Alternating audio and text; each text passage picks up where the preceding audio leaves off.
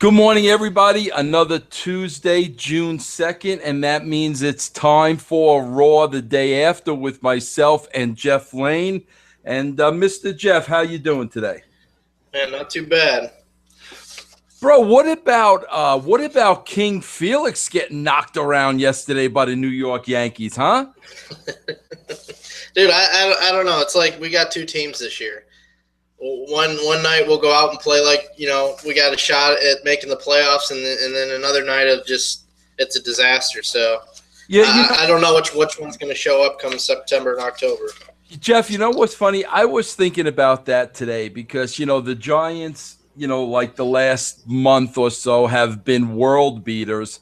Now they're on a 3-game losing streak and they look absolutely freaking awful. And I was thinking the same exact thing. But at the end of the day, it's funny. A lot of people, talk about, the base. They need to shorten the schedule in baseball and it shouldn't be 162 games.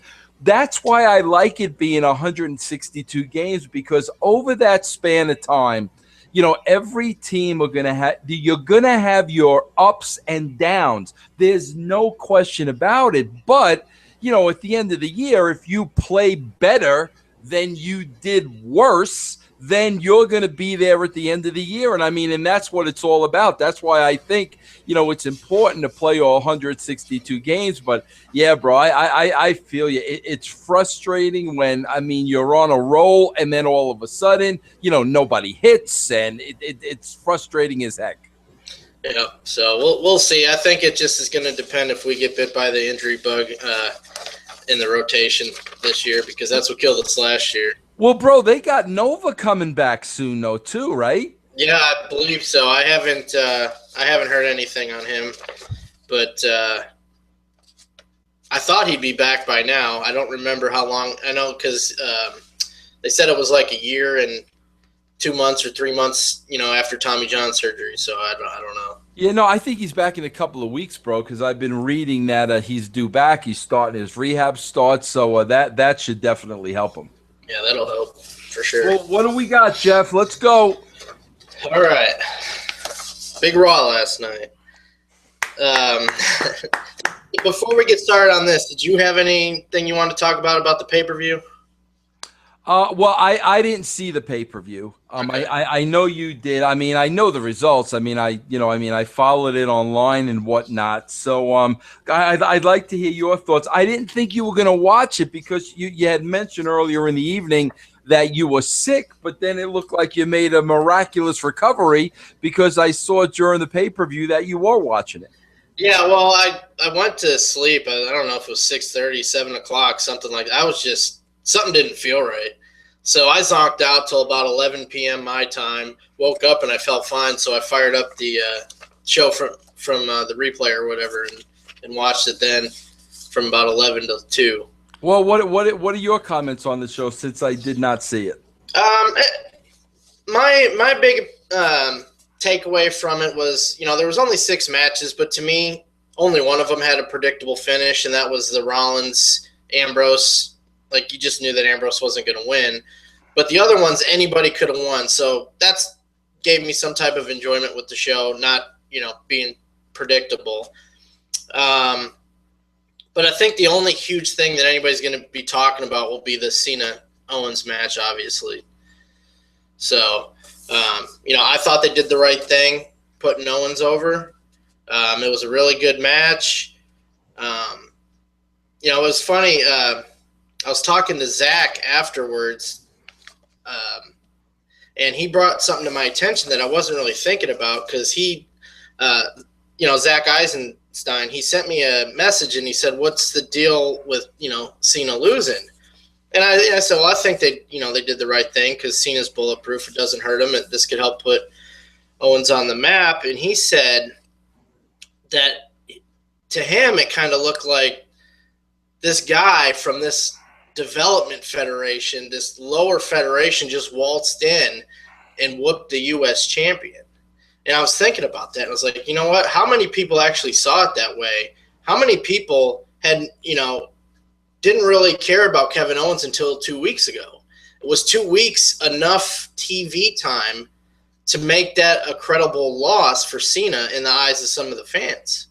Well, Jeff, listen, bro, I'm so gun shy to even say anything these days because I'm just so tired of these idiots and getting criticized over a fake television program that doesn't mean anything. I mean, I'm so sick of it, bro. I got to be honest with you. I'm kind of at my boiling point. First of all, and I'm going to write about this tomorrow for Chair Shot Reality, and I've touched upon this in the past. Triple H's NXT versus Vince McMahon's WWE. Okay, honestly, bro, I look at it this way, Jeff. How Triple H talked Vince McMahon into Kevin Owens coming in 2 weeks and in 2 weeks beating the cornerstone, of the WWE, John Cena. How Triple H did that is mastery, to be honest with you. And here's the reason why I say this, Jeff. And this is where, like, sometimes I get so pissed off at people because how can you agree if you have an open mind and you're looking at this logically and you're not a Kevin Owens a Kevin Owens mark to the extreme of you want to make out with the guy. If you look at the thing logically, I don't know how anybody can say what I'm saying doesn't make sense. This guy walks in the door 2 weeks ago. To any casual fan watching the show who doesn't know NXT, they don't know who he is. He looks like an overweight guy in a cutoff T-shirt. That's what he looks like. In 2 weeks, he beats John Cena, which Triple H had to talk Vince McMahon into that because, trust me, Vince McMahon has no idea who Kevin Steen is. Now, Jeff, here's the logic. Here's the logic. And this is where people disagree with me just because I'm Vince Russo. Cena just had a program with Rusev for how long? They 4 pay-per-views. 4 pay-per-views. How many of those pay-per-views did Rusev get a pinfall over John Cena? 0. The first pay-per-view was he passed out in the Accolade. That was the only one that Rusev won, and then Cena won the last 3. So in other words, somebody is going to legitimately, to anybody who knows anything about wrestling, is going to legitimately tell me that a Kevin Owens is a more viable commodity than Rusev, who John Cena beat 3 straight matches. How can anybody who knows anything about wrestling and knows about, who's going to get over and stars and this and that and the other thing, how can anybody say Kevin Owens could be more valuable to the WWE than Rusev can be? Yeah, and sometimes I think I overlook things about what had happened prior because you would think, Rusev is billed as this monster. He's more of a credible threat than Owens is. I was so focused on putting the young guy over is the right thing. You know what I mean?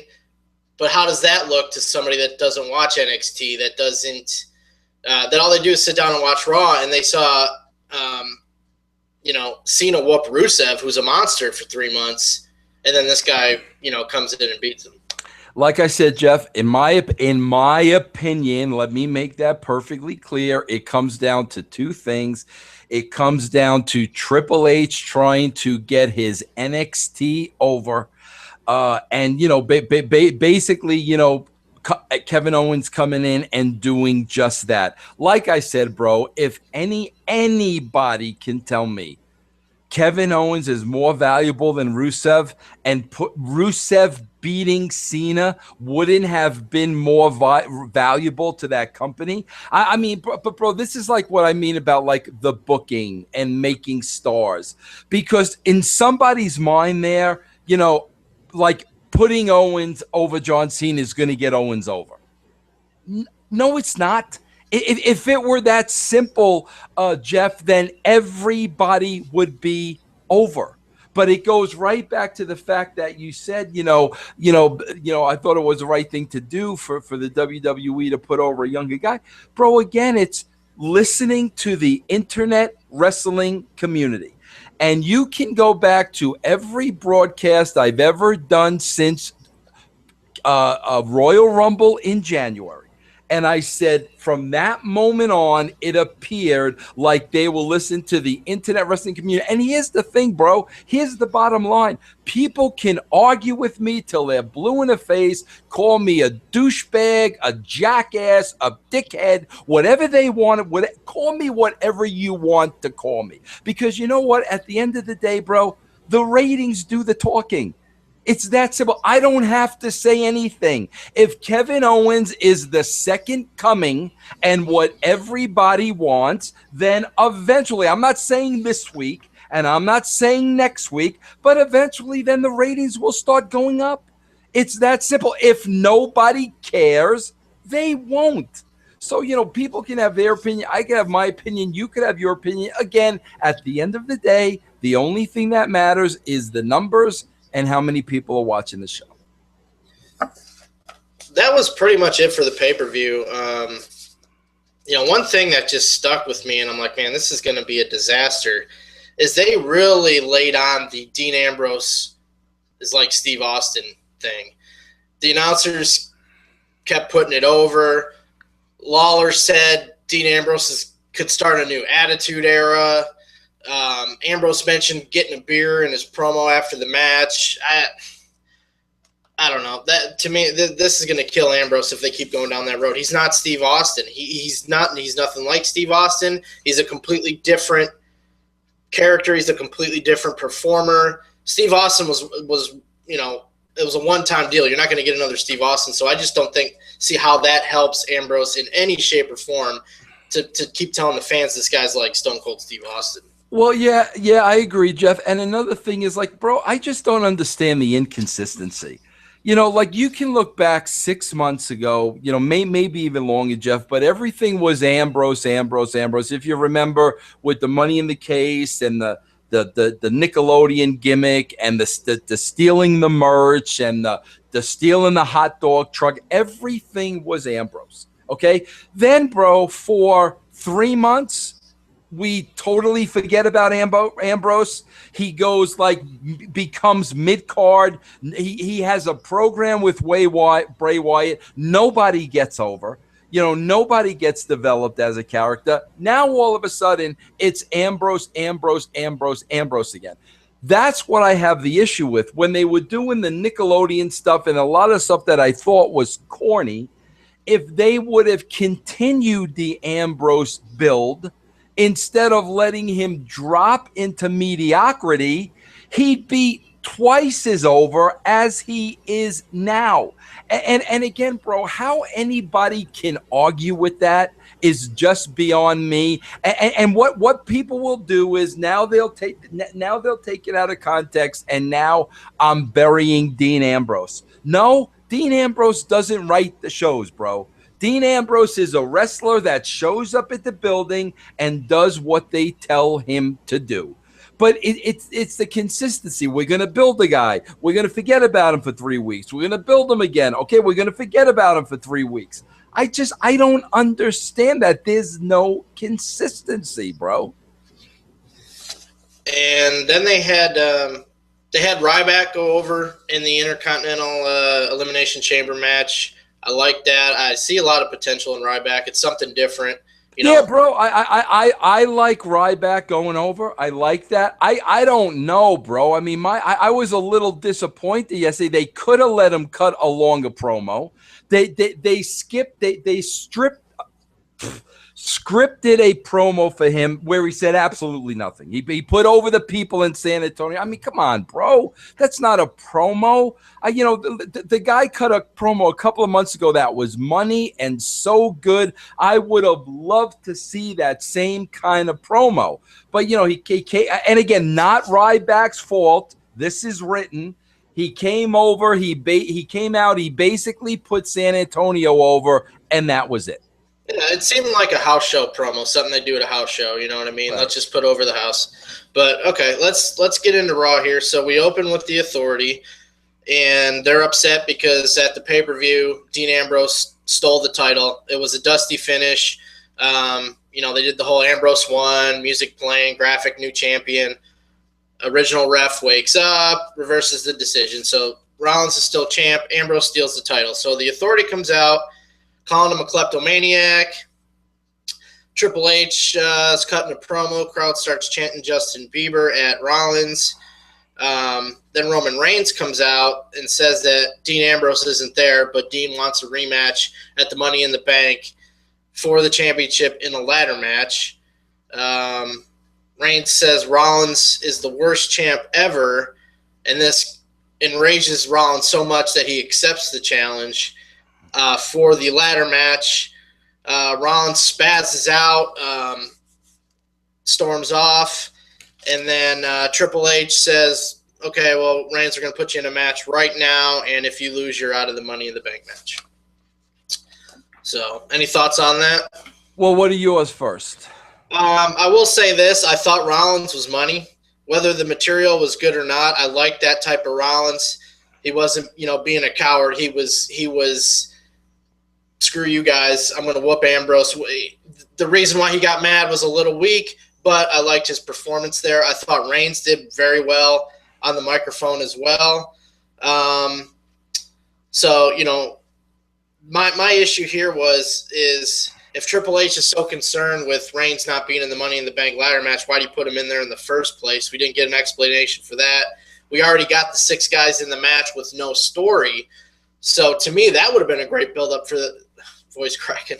That would have been a great build-up for the pay-per-view, was to have these people earn their spot in the match instead of just saying who's in it. I thought the material was weak, but I thought the performances were good out of Rollins and Reigns. Okay, see, Jeff, this is, I'm going to explain something again. I'm going to explain how the show could have been more interesting, okay?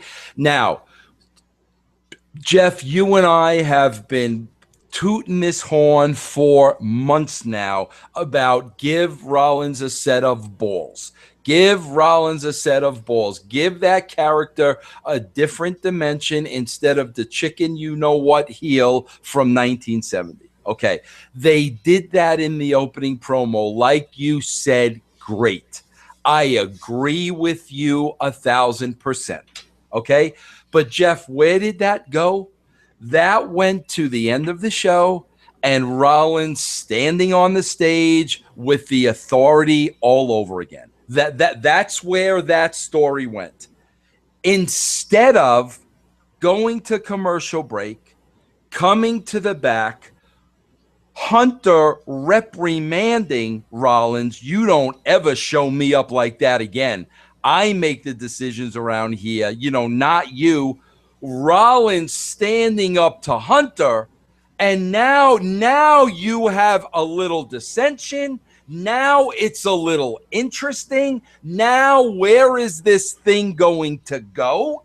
You see what I'm saying? You're adding the intrigue. It doesn't have to go anywhere, bro. It can go wherever you want it to go. But again, if you stay true to the characters, like I'm always talking about, and I'm going to have other points later on in the show, Triple H would have went in the back and reprimanded Seth for making that call on his own.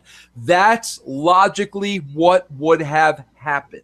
If he would have done that, it makes the entire story more interesting. And again, bro, if anybody can argue that point, then you just hate me and everything that I say.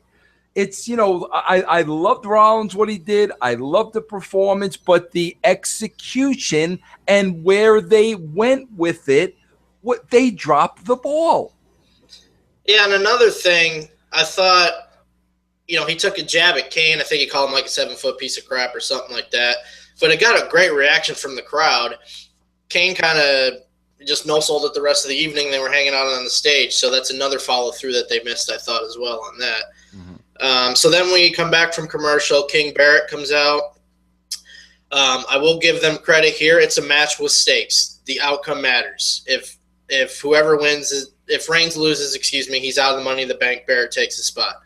So I do like that. But again, it's a predictable finish. You know, there's no way that Barrett's going to beat Reigns here. You know, again, lazy booking. Okay, look at what they had and look at where it went. Okay, here's what they had.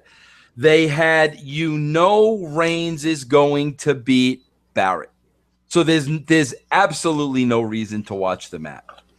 If Wade Barrett couldn't beat him, Mark Henry certainly is not going to beat him. So the first thing they did was I think Barrett, correct me if I'm wrong, I think Barrett is more over than Mark Henry. So we haven't seen Mark Henry in how long, and then he comes back at the pay-per-view, so he hasn't even he's lost any momentum. Whatever. Anyway. So I mean, arguably the order of who should have went first is you could debate that. But the point is, bro, you knew he was going to be Barrett. You knew he was going to beat Mark Henry. 2 totally wasted matches that you did not have to sit there and watch. Now you're going into the match with Bray Wyatt, who needs the television time, who needs the character development. This match is a little bit more interesting, right? Rather than waste everybody's time with 2 matches that don't mean anything, and the only reason they're put there, Jeff, is to eat up time. That's the only reason they're put there. Why not say from the get-go, Bray Wyatt's going to be the opponent, and build the story between Roman Reigns and Bray Wyatt throughout the entire evening? These, to me, like, they're no-brainer things. And again, bro, if you argue with me over these things, then, you're just a WWE fanboy, and nothing they do is wrong. These are all logical things that could be done to make the show more interesting and less boring.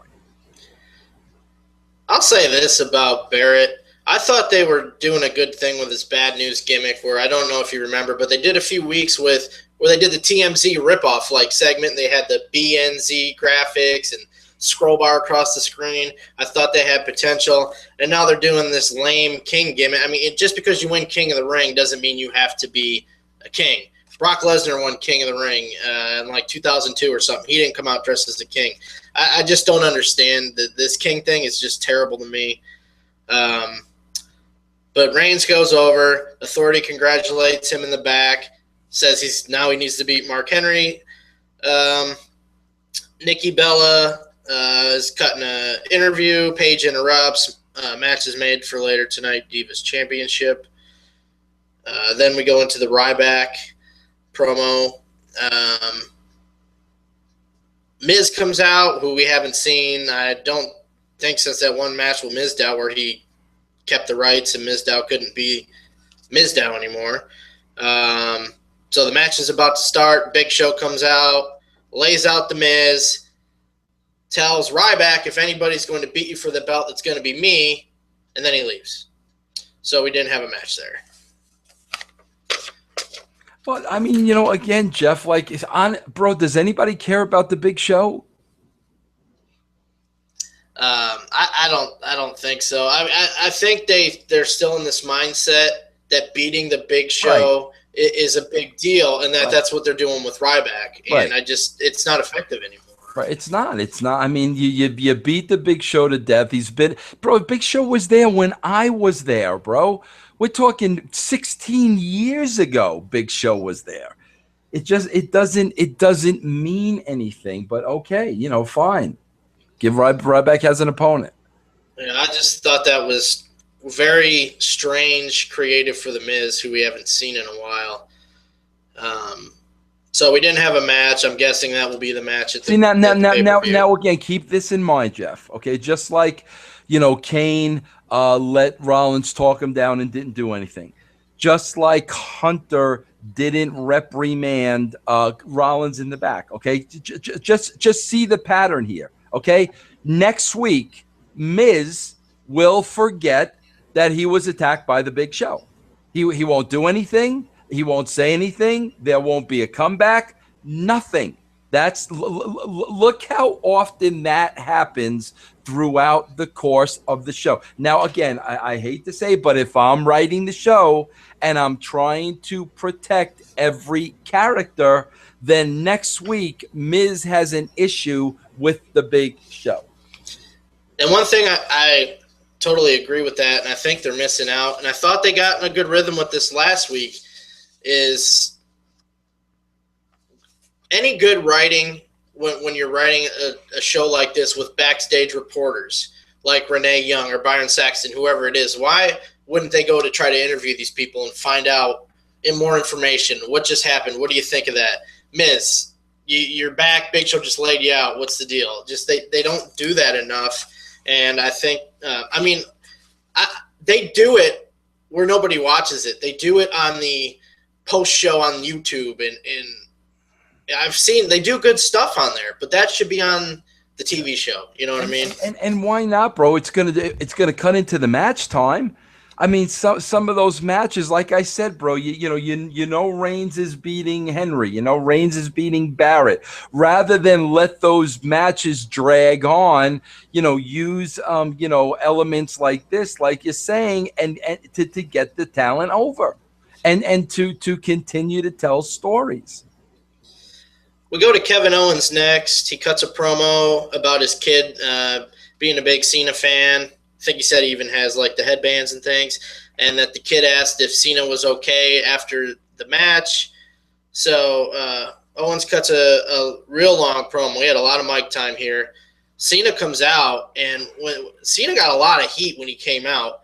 But once again, by the time the promo was over, Cena's getting the biggest pop of the night. He kills it. He puts over the kid with the cancer sign, and then Cena takes off his shirt. He wants to fight, and Kevin Owens powders and storms off to the back. Now, I took something completely different away from this than you did, and it was hilarious because as soon as I posted this on Twitter, you posted the exact opposite, and I'm like, son of a bitch. But, you know, I'll let you explain how you took this as Kevin Owens' character. I saw it originally as Owens comes out. He thinks he's king. He's cutting this promo. Ha, John Cena, I just put you in your place. Cena comes out, totally embarrasses him, punks him out, makes him look ridiculous. The way that Owens stormed off, I took it as he's embarrassed. He got punked out. So he was like, screw this, I'm out of here. You took that a different way. Explain how you saw that. Well, Jeff, because I can understand what you're saying, but we also have to take into consideration what happened the night before. You understand what I'm saying? If that didn't happen the night before, you got a totally different set of circumstances. But now again, it's putting yourself in the shoes of every single performer. Okay? First of all, let me say this. Owens cut an above average promo, which probably may have been borderline great promo had not Cena come out and just unfreaking believable. Unbelievable promo on John Cena's behalf. The energy, the emotion, the content, just unfreaking believable. Unbelievable. Great freaking promo. You know, the kid with the cancer sign. Unbelievable promo. Okay. So, you know, now, Jeff, the first thing, like, you know, that like when you kind of look at it, that you laugh a little bit. And it's almost like, honestly, bro, Cena shouldn't have done this. The first thing Cena does is take his shirt off, right? So now you're waiting for Owens to take his shirt off. You know what I'm saying? And the fact that Cena took his shirt off kind of buried Owens. So, like, I don't even like, bro, listen. Cena's been around the block a couple of times. He knows what he's doing. I mean, that right there, like, he buries Owens. Okay. Now, bro, again, I always go back to reality. okay, where I don't buy into, okay, we're heels, this is what we're gonna do. We're baby faces, this is what we're gonna do. I like to take each people individually. Okay, the guy beat John Cena less than 24 hours ago. He beat the guy, bro. So it's almost like if somebody you're at a bar and somebody that night the guy calls you out at the bar, okay, and you whoop his ass. Okay. The next night, the same two guys are at the bar. Same guy calls you out. And even though you whooped his ass the night before, tonight, less than 24 hours later, I'm going to run from him. The logic. And now, bro, here's the arguments I get online that crack me up hysterical. That's Owens's gimmick. He's a prize fighter. He does everything on his terms. A couple of things about that. Number one, nothing against Owens. Prize fighters don't look like Kevin Owens. That's number one. Number two, bro, I have never in my 54 years on this earth saw a professional boxer run away from his opponent. I never saw Ali run away from George Foreman or run away from Joe Frazier. I never saw Michael Spinks run away from Mike Tyson. I never saw anybody run away from Mike Tyson, bro. If you don't run away from Mike Tyson, okay, UFC, bro. I'm sorry. I never saw Ken Shamrock run away from an opponent. I never saw Tito Ortiz run away from an opponent. These are fighters. You want to tell me Owens is a prize fighter? If Owens is a prize fighter, it's it's a stronger case that he should never run away from anybody. And see, bro, this is right away where people don't hear me. They're not hearing what I'm saying. I'm speaking on behalf of Kevin Owens. Kevin Owens doesn't write the television show. Kevin Owens didn't make the decision that I'm going to beat John Cena, I'm going to shock the world, and less than 24 hours later when he calls me out, I'm going to stick my tail between my legs and run away. Kevin Owens doesn't write that. WWE Creative writes that. So like that was my issue with it. He just freaking beat the guy. Okay, but bro, what would have been the damage of freaking him, Cena taking his shirt off, Owens saying, let's go, just like Rollins has a set of balls. Let's go. I beat you last night. I'll do it again. Let the two of them go. Boom, boom, boom. Even Steven, massive pull apart. We're out of the segment. What is that? That should be wrestling in 2015. Not a guy that you want me to believe Kevin Owens is totally legit because he beat Cena the night before. So you want me to believe the guy's totally legit. And now less than 24 hours later, he's running the other way with his tail between his legs. Guess what? Because he's a heel.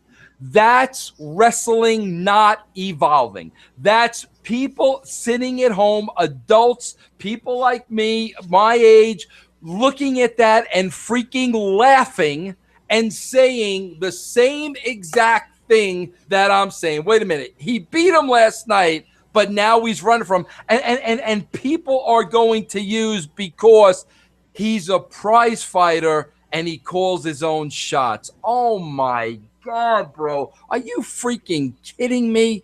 That's what drives me nuts is these people will take any criticism you have like you're criticizing Kevin Owens when in reality you're criticizing creative. You're criticizing WWE's presentation of Kevin Owens, but for some reason it's like Vince Russo said Kevin Owens sucks. I saw that. Somebody said that. You said Kevin Owens sucks. Right. That was never in print. That never came out of your mouth. I don't know where this stuff comes from at all. Kevin Owens has blocked me from Twitter, bro. Okay, so this guy buys into all that BS. When I say that, I'm saying it in defense of Kevin Owens. If you really want to get this guy over as a badass, he should not be running from a guy that he just beat less than 24 hours ago. And like I said, to make it clear, Kevin Owens is not writing the television. I can't make that any more clearer, bro. People are going to believe what they want to believe. Like this idiot last night that was trying to put the finger poke of doom on you. I just like these people have no idea what they're talking about. Right. One other thing I wanted to touch on is a bunch of people were saying online that the kid was a plant. The kid was a plant. Who cares if he was, or maybe it was if it was a boy or girl? I couldn't tell. But obviously, the kid has cancer. The kid was crying when Cena kept pointing. So if they found this kid beforehand and put them in that spot, who cares? Who cares if it was a plant or not? It was a kid that had cancer. Cena made that child's day. You know what I mean? So I don't know. Bro, it was bro. Listen, I'm sure it was probably a meet and greet before with John Cena. I'm sure Cena probably knew he was going to be out there. I doubt very much Cena said, I'm going to point you out. I doubt that. But I would not be surprised if it were a meet and greet. The kid wrote a letter into WWE, Cena's my hero, blah, blah, blah. Or the mother. I would not be surprised at all. The kid's out there. Cena met him before the show. Yeah, great. That's great. The whole bro. Listen, people. I hate wrestling. This, that, and the other. No, bro. I hate bad, stupid wrestling. I'm not kidding you, Jeff. When Cena was cutting a promo with the kid, bro, I had a tear in my eye. I had a freaking tear in my eye. That's how emotional it was, and that's how good John Cena is. I had a tear in my eye. 5 minutes later, big bad Kevin Owens is running away.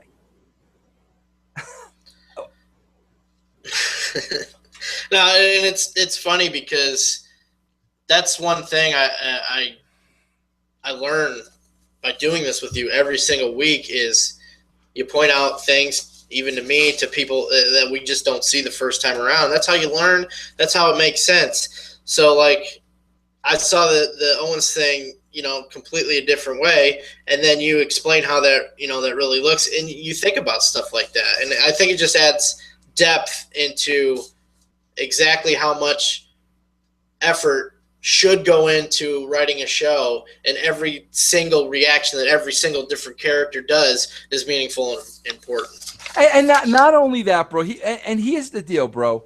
If the story, it goes right back to what you said.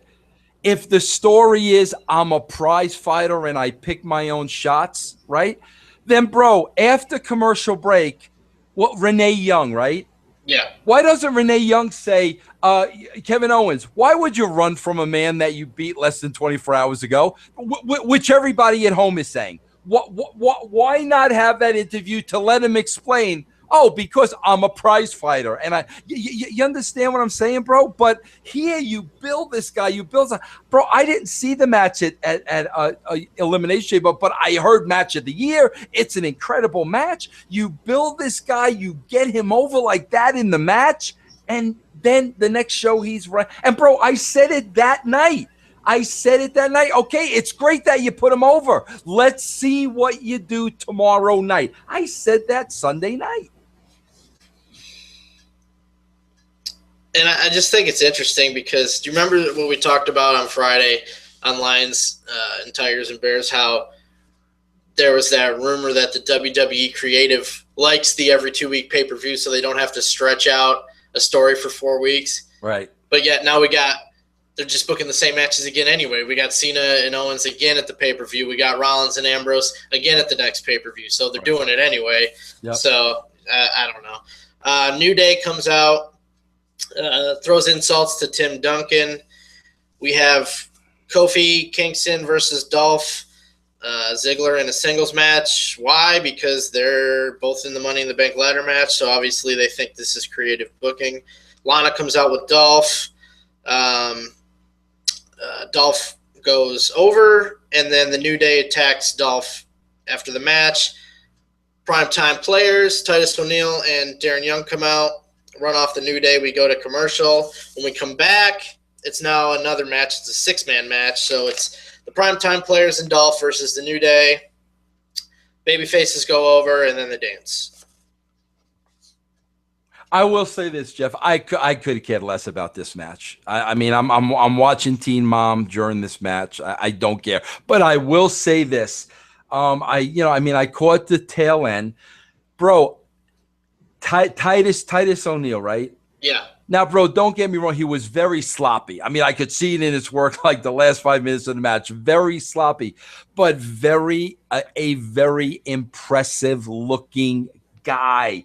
This is a guy they can do something with. Now, me personally, right off the bat, bro, and again, don't get me wrong, bro. I know how ugly the match would have the potential to be. That's what you have agents for, bro, so they could lay out the match and make it passable and make the talent look okay. But while I'm watching Titus O'Neil at the end fling people around, the only thing I'm thinking in my mind is, okay, bro, this guy is younger. He's impressive looking. I'd much rather see this guy against Ryback than Big Show. You know, Ryback and this guy standing toe-to-toe, face-to-face with the way the both of those guys look. Now, no, is it going to be a 5-star match? No, it's not going to be a 5-star match. But those guys don't need to have a 5-star wrestling match. But immediately, so I'm looking at this Titus, and I'm like, why is he buried here? You're wheeling out Big Show 16 years later, freaking Titus and Ryback nose to nose, face to face. That's something I want to see. Yeah, and besides his size, anytime the guy gets any type of TV time, he's entertaining, he's charismatic. Yeah, And so is Ryback, bro. I bet you those two could freaking cut promos back and forth that the WWE writers would be in the back saying, what the frig were we thinking? I guarantee you, if you gave both of those guys the opportunity to do that, they would freaking kill it. But no, bro, the angle is, I don't know if you caught it or not last night, Jeff. The angle is the Big Show versus the big guy. That's the angle, bro. It's like, okay, Yep. Next is the second Roman Reigns match versus Mark Henry. Rudy Charles is the referee. Oh, boy. We get a Reigns victory by countout, and then Henry gets heat after the match. So, like you said earlier, nobody in the entire viewing audience is thinking Mark Henry's going to win this match. Again, I like that these matches have importance. It matters who wins, but does it really matter when everybody knows who's going to win? That's the other side of the coin. Bro, you know how last week, right, bro? Here's an example, Jeff. You know how, like, last week, Cena made Zack Ryder? Yeah. Right? Bro, why not put Sandow in one of those matches? I understand, because now that they're trying to force feed Roman Reigns as a babyface because they totally effed up before. I totally get it. But if it's Sandow and people love Sandow, now all of a sudden it's an interesting match. I'm going to watch this. Have Sandow give him a hell of a match. Have Reigns go over and put Sandow over the way Cena put Ryder over last week. At least that's more interesting than Mark Henry. And Sandow, Sandow wasn't on the show last week. So this is 2 weeks in a row. I don't know if he was on the show the week before, but yeah, no, last night they did that Sonic commercial. That was the only time we saw him. And I feel this whole Curtis Axel is Hogan and Sandow is Macho Man, it's not funny to me. It's not a parody. It's an exact copy. And Curtis Axel is not Hogan. Sandow's not Savage. And how many times have we seen people pretend to be Hulk Hogan? I don't know. To me, I think it's a complete waste of Sandow's talent doing this. Well, and what about the other guy, bro? I mean, bro, here's Randy Orton, the son of Bob Orton. You know what I'm saying? A wrestling legend, and they played on that. Freaking Kurt Hennig was legendary, bro. Legendary. Bro, bring back the Mr. Perfect footage and play that on the air, explaining, let the guy do vignettes of him talking about his dad. I mean, my God, bro, I worked with Kurt Hennig. This was a superstar. How do you not play off of that? Especially because if nobody saw these, look these up on YouTube. They're all on YouTube. But the vignettes for Mr. Perfect, where he's throws a touchdown pass to himself, bowls a 300 game, they were awesome. They were way ahead of their time. Some of the most entertaining things I've ever seen. They could even parody those with Axel and just make him look like an idiot or something, like he doesn't live up to his father. But like you said, do something with him in reference to his dad. I know they played up that stuff earlier in his career, but not to any extent. Here I am, Jeff, sitting here 20 years later, whatever the freak it was, and I remember vividly the towel over Henning, Mr. Perfect shoulder. You remember a towel, bro. He got a towel over. That's what I'm talking about, bro. My God, it's so easy. What are you know why it is, bro? I'll tell you exactly why it is, Jeff. Because a lot of those writers don't know who Kurt Hennig is. They don't know those vignettes that you're talking about. They don't even know that they exist, bro. That's the problem. Yeah, so if anybody watching this has never seen this, look it up on YouTube. It's entertaining stuff. That's how you get a character over before they step foot in the ring. So we got Reigns interrupted again backstage, and it's pretty much the same play out as the first time. This time the Authority puts him in a match with Bray Wyatt for the main event. So after that, we go to the Divas Championship match. They do the old twin magic deal. Bree's got the fake hair, comes out from under the ring, pins Paige, so Nikki keeps the title. I don't know what they were trying to get across with that match. I really don't. Even with the finish, I don't see what was the point of the whole thing. Bro, I didn't watch it. I mean, I love Paige to death. I don't have a problem with Nikki Bella. I'm not a Bella hater. I'm not one of those guys. I'll be honest with you, bro. I did not watch the match. I went to the finish, to see if by some hook or crook Paige was going to be the Divas champion. I saw Nikki and Brie walking back to the back with the title, so I knew, okay, well, I'm sure they had a good match, but they didn't do anything. So Nikki's still the champ. I just, man, what are they doing with Paige?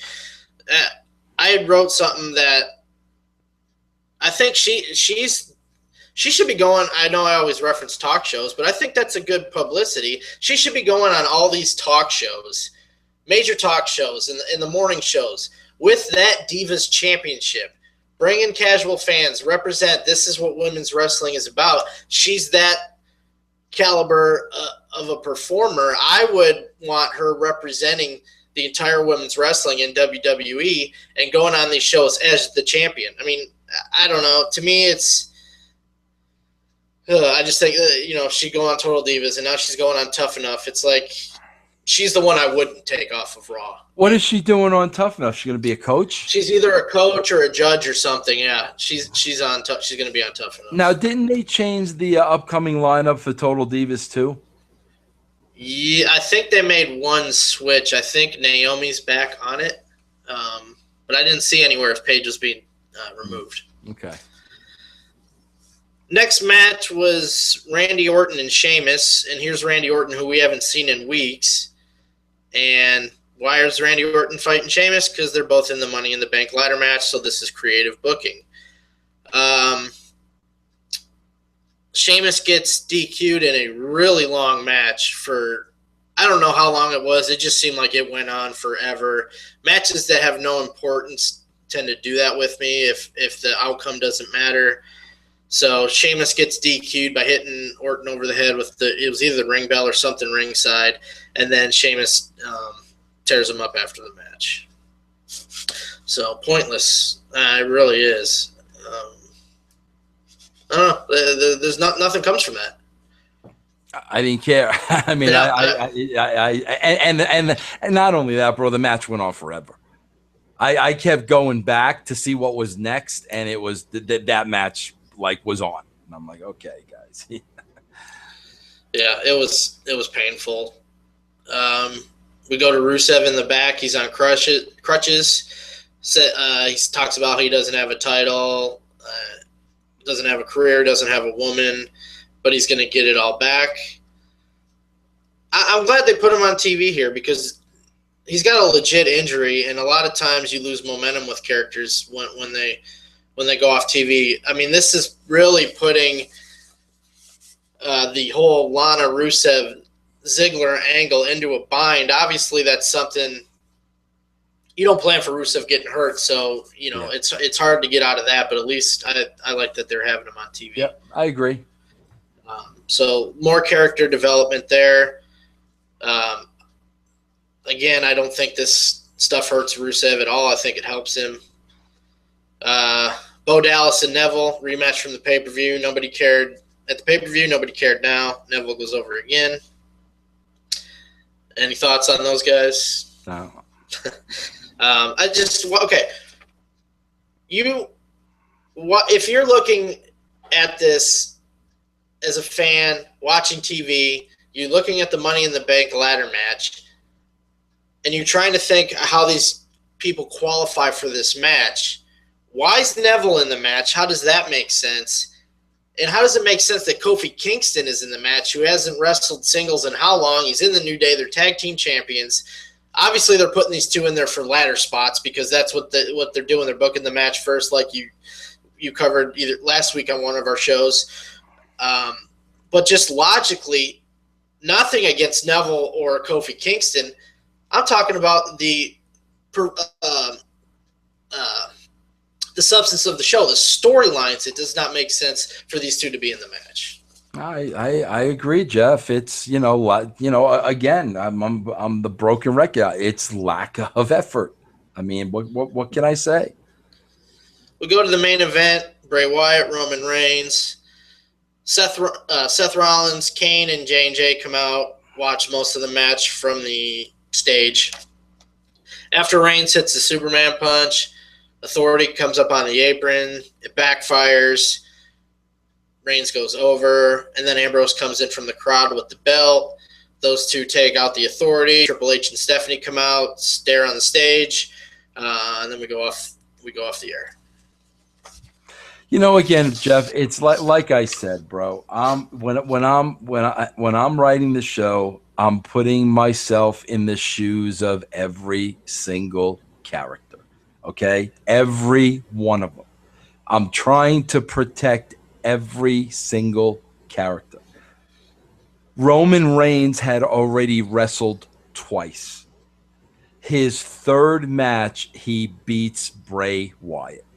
You do nothing whatsoever to protect Bray Wyatt. If that finish was so lame, whatever, throwing Bray into Kane or whatever it was, bro, it was so lame.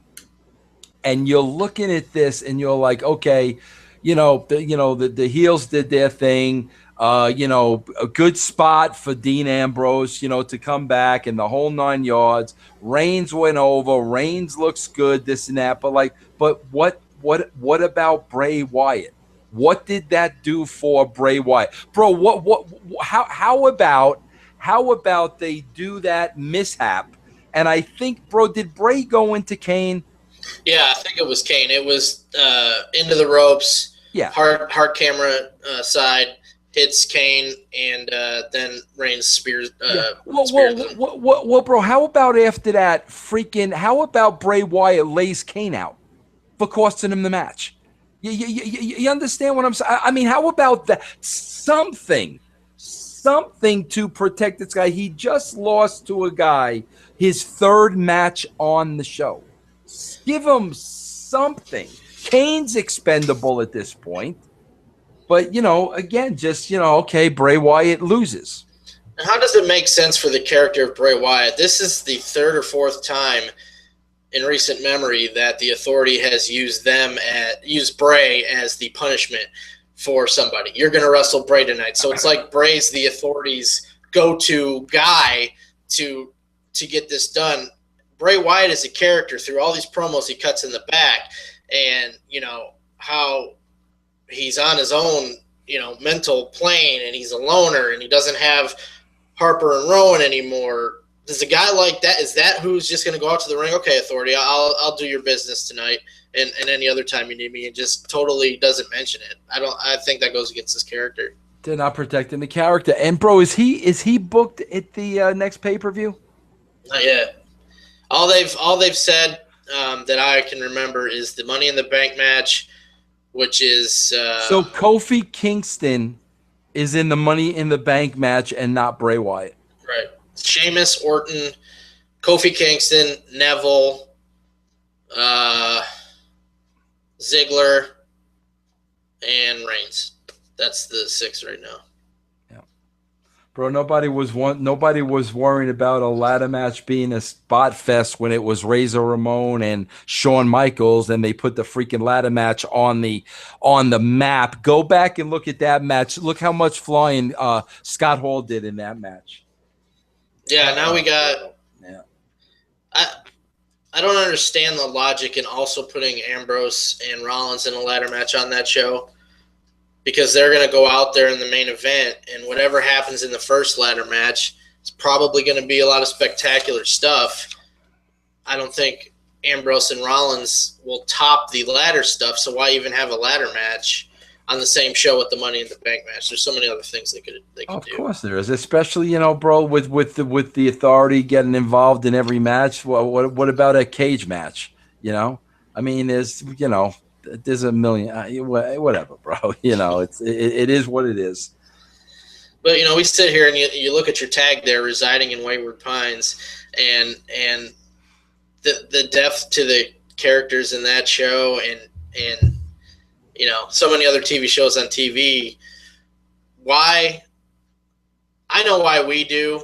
I just want people to tell me, if you're watching this, do you watch 3 hours of Raw because you enjoy it, or because it is a habit now? Because I don't understand the appealing factor of the show right now. I just don't. It's nothing to do with the talent. It's all to do with creative and presentation. I don't know, man. And a lot of people liked the show last night. Do you guys watch anything else on TV? Well, that's again, Jeff, that's just about the bar being low. It's so low. Yeah, you know what I'm saying? It's so low at this point that like anything's gonna be good, bro. It's so low that like I enjoyed Rollins at the beginning, and that was really nothing. I mean, when you look at it, it's really nothing. But because it's so low, anything like that is now good. You know what I mean, bro? And I mean that's exactly what it is. The standard is so low right now. And like I said, bro, argue with me till you're blue in the face. Let me know when the rating goes up. I don't know what else to tell you, bro. Performer of the night, who you got? Cena, bro. The promo. I mean, come on, bro. That unbelievable. Yeah. Unbelievable promo. What about you? I don't think it. I like when we don't pick the same person. So let's throw Cena aside. He's already been chosen. I would then go with Rollins because they gave him an opportunity to act differently, and I think he hit a home run with it. Yeah, I'm good. I don't have an issue with that. I just wish they would have carried it through the end. Right. You know what I mean? It was like the thread last night was the Reigns thing, but it wasn't a known thread because we weren't at the beginning of the show. We weren't told this is what he's going to do the whole show. It just kind of they threw it at you as you went on. So there was really no hook for people to keep coming back until we got to the point where they said, "Okay, now you're in another match." But like you said, if it was just him and Bray, they built it the whole show, would have been a much more entertaining story thread, bro. And it's like this. I mean, think about this for a second, Jeff. Can we get back to logic? Let's get back to logic in a television show. right? Because I'm all about logic, Jeff, and then you figure it out. You know what I'm saying? Yeah. But, bro, what about the logic of Reigns had already wrestled twice? Okay? Bro, what about the logic of Bray beats Reigns? Announcers are going to cover that. It's Reigns' third match of the night. All it takes is to get caught with Sister Abigail once, right, bro? So Reigns is protected. That was his third match of the night, okay? You could have the rematch next week when Reigns only has one match and Bray has one match and Reigns beats him, okay? You could do that. But what if now, you do that? What if now Bray goes over and Bray assumes he's in the Money in the Bank match? And Triple H and the Authority, no, you're not. The stakes were that if Reigns didn't win, he's out of the match. Not if you win, you're in. Now all of a sudden you have heat with Bray Wyatt and the Authority. Then you figure out creatively, okay, now how do we get Reigns back where we need to get Reigns? You know what I'm saying? I mean, that's all the hooks, bro. That's all the having to think about the show and not expecting, and that's everything that's missing with the show. And my God, it's not that I hate the WWE or I hate Raw. I hate the fact that so many opportunities are missed. That's what I hate. I hate the fact that, like you said, Jeff, there's no reason to watch this show when there could be 100 reasons to watch it. Yeah, and would it have killed them to just do something unpredictable and have Bray go over? We're at the same point with Roman Reigns as when we started the show. Nothing developed out of this. There's no new thread.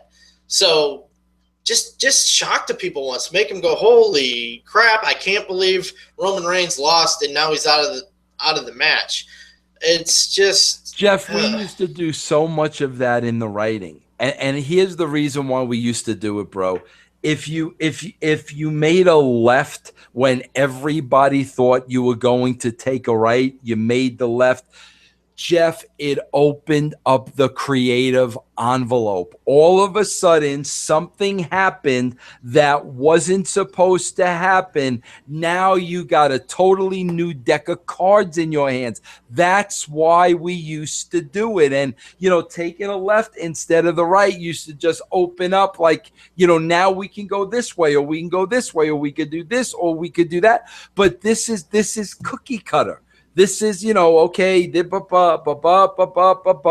and 3 hours of cookie cutting. It's not. I'm not going to speak for anybody else. It's not entertaining to me.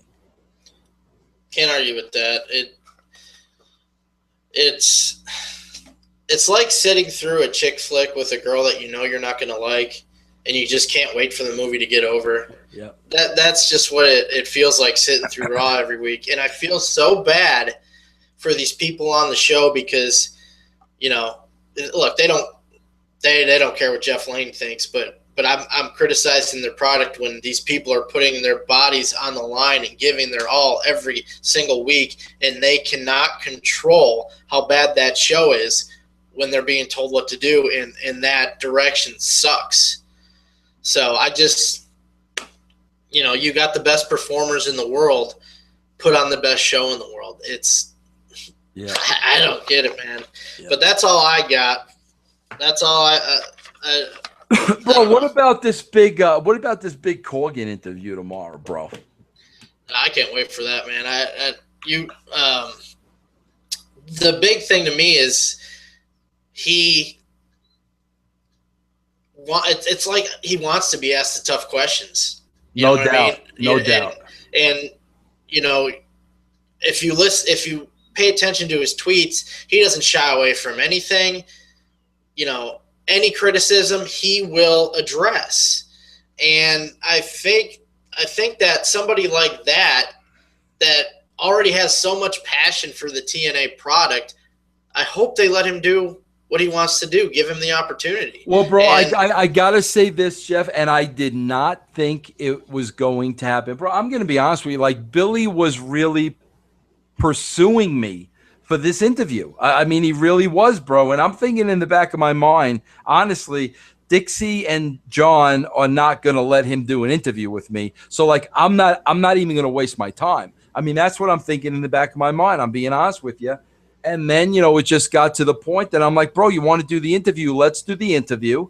And he turned around to me and said, okay, but I've got to get permission from my bosses. So honestly, I'm like, okay, this is exactly what I thought. It's not going to happen. And he came back yesterday and said they green lighted it. So first of all, I'm very thankful to them. I really, really appreciate that. And I'm glad that, listen, I'm not interviewing Billy Corgan to bury TNA. I don't want Billy Corgan to not, be working at TNA. I don't want Bobby Roode to not have a job, and Abyss and James Storm and Gail Kim and all these people. So the whole idea is he's coming on tomorrow. We're going to promote Wednesday nights at 9:00. We, hopefully, I don't know what's going on, with TNA, but maybe this helps them get a second life. Who knows? But I also do know I'm going to ask them the tough questions. I mean, I have to ask them the tough questions, because if I didn't, I wouldn't be doing my job. But I want to say, first and foremost, I'm very thankful and grateful that they're letting him do the interview. I mean, I didn't think it would happen. So I mean, I think it's going to be interesting. Yeah, and everybody was talking about the big podcast last night. This is the one I want to see. I'm more excited. Did you watch the one last night? No, I didn't. It just didn't seem appealing to me. I guess they kind of played off. They want Austin and Brock at next WrestleMania. Yeah. But I didn't think I was going to hear anything I hadn't heard before, or yeah. Jeff, I'll be honest with you, bro. It's sometimes like it's tough to get guests for the show because, bro, I don't want to. I honestly, bro, like I put myself out there and I take a lot of criticism, but at the end of the day, I'm 1,000% honest.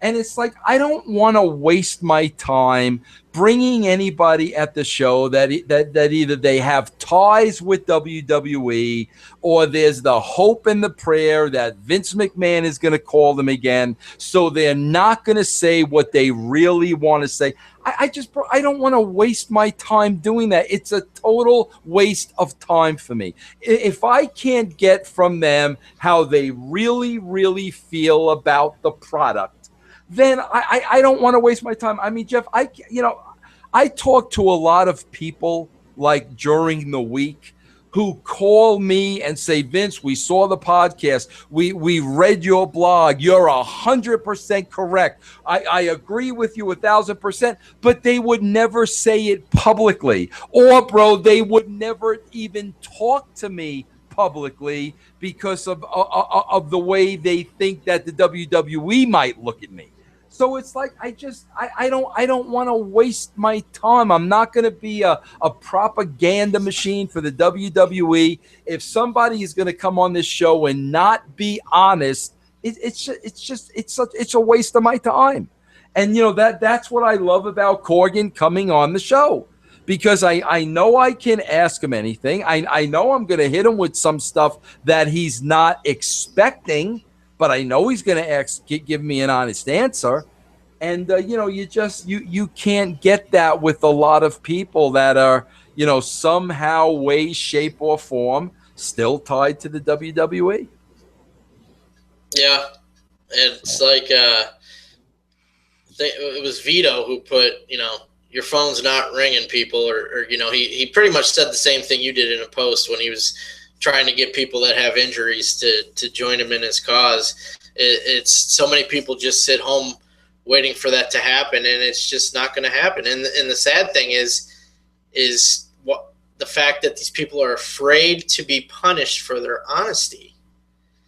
It's a silly business where you speak your true feelings and you get punished for it. It's so Yeah, and not only that, bro. How is not speaking, critically about the wrestling product today? How is not talking about it openly and critiquing it? How is that possibly going to help it? Yeah, so if you feel a certain way about why the audience is declining and continues to decline, and you don't say anything about it, how are you helping your future in the wrestling business? Because we see what's happening with TNA, bro. There's going to be less and less places to work if the product doesn't get up to speed. So if you can't openly criticize it or critique it, you're not helping the industry. Yeah, I'm curious if Billy has a take on having to tape those shows that air after the pay-per-view before the pay-per-view. Yeah. You know how they're going to tackle that, because man, that'd be a tough task. But we got this goes up today. Tomorrow, Billy on the Swerve. Are we doing a Brand Speaks as well tomorrow night? Yep. Okay. And Shoot to Thrill on Thursday. Nobody announced yet for that, right? Not yet. I got to figure out, because I like, like I said, I got a bunch of them in the can, bro, but I kind of like to see who I already have for the week to just make sure it's a good balance. So. And we had Deonna Purrazzo yesterday on Vixen, so that was a good interview. Jeff, what do you think about? I still can't get over, bro, this whole Caitlyn thing, man. I don't know. If it makes her happy, I mean that's I guess all that matters. Is I don't have issues with her or anything, but like I guess I'm just still shocked by the whole thing. The funny thing is I'm sorry to cut you off there. She got more followers than Barack Obama did in the same amount of time when he joined Twitter. Well, you know what I guess it is, bro. Like I've been kind of following the story for a long time, and like you see the transition and stuff like this, the other thing, and they talk about it, and it's been going on and on and on, and it's just like I guess like it wasn't until yesterday when like I finally it's done. It's like, oh my God, he went through with it. You know what I'm saying? It's like I like because bro, of course, a part of me is this is a work. This is for publicity reasons. He's getting paid a lot of money to do this. Of course, in the wrestling business, that's running through your mind. But then you see it, and I'm like, oh my God, it's a done deal. Just shocking, bro. I'm just waiting for the South Park episode because they're gonna do one on that. Did you see? I got to tell you something, bro. Did you see yesterday, late last night? Jeremy Borash took a picture of EC3 and photoshopped it on the Bruce Jenner cover. and he wrote, just call me Ethan, right? And like JB wrote on the bottom, like. This is what you get for shaving my head. And he sent out the cover.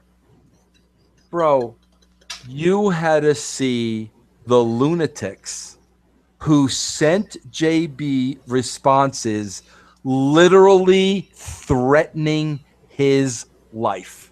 That's ridiculous. Literally threatening his wife. I mean, bro, not just one, hundreds. They were calling him the C word. And I'm just reading this and I'm like, what is wrong with people today? It's a freaking joke. It's a joke. It's not at the expense of transgender people. It's not at the expense of Caitlyn or Bruce Jenner. It's a creative joke. Bro, I don't know what's happening with people today. This social media, bro, is so freaking dangerous. Bro, I can't imagine, Jeff. I can't imagine teenagers, younger kids that go on Facebook and Twitter and stuff like that and get bullied. And like they're too young to really be able to handle it, bro. And I can't even imagine that. It's so freaking sad, bro. It's horrible. I came to the conclusion today, Jeff. Like I can't keep doing this. Okay. I like to respond because I like the people to know, listen, you have access to me. I'm not better than you. I'm not any bigger than you. I'll answer any question you want. You have access to Vince Russo. That's why I'm active on Twitter and Facebook and all that stuff. But bro, I came to the conclusion like last night, I can't do it anymore, bro. I can't try to have rational conversations with these people and make myself accessible to them when it's a witch hunt, and it's just hate and hate and hate. It's like I can't do that to myself anymore, bro. And like I said, I deal with depression, and it really brings me down. I can't imagine teenagers that like just can't deal with it. You know what I'm saying, bro? And it's my God, Jeff, it's I don't know what's wrong with people. I mean, I just really don't. It's the minds of these people to wake up and decide, who am I going to harass on Twitter today? I don't get it. You know, and it's everybody, every single celebrity, every single normal person. It doesn't matter who you are. They are going to get harassed by somebody on Twitter, whether it's by appearance, opinion, whatever it is, you know. And like you said, how do you not argue, but how do you have a debate conversation with somebody when their whole purpose is to insult you? That is their purpose. Their purpose isn't, hey, let's debate this and have a good, intelligent conversation. This is this half-truth, no truth, whatever it is. I'm going to believe this, and I'm not going to listen to anything you say, and I'm just going to try to piss you off. Like, why do these people do that? I don't know. I'm just glad I don't live my life that way. I'm glad I'm not somebody like that. It's kind of sad. People, you know, I like, bro, it's like, you know, it's when you have the freedom of choice to either like put people over or to, you know, tear people down. Like what in your mind makes you make that decision to tear people down? Bro, it's funny. A lot of what I say on this show, if you listen to it, bro, like I'll always, you know, bro, people are writing Raw. Like, it's not WWE creative. There are people there writing Raw. I know the names of the writers. But if you notice, bro, like I'll always say WWE creative. Okay, I never put a face to it or a name to it. Of course, everybody knows Vince and Hunter are involved in the creative, but there's 25 other people there involved. I know some of the names, not all of the names.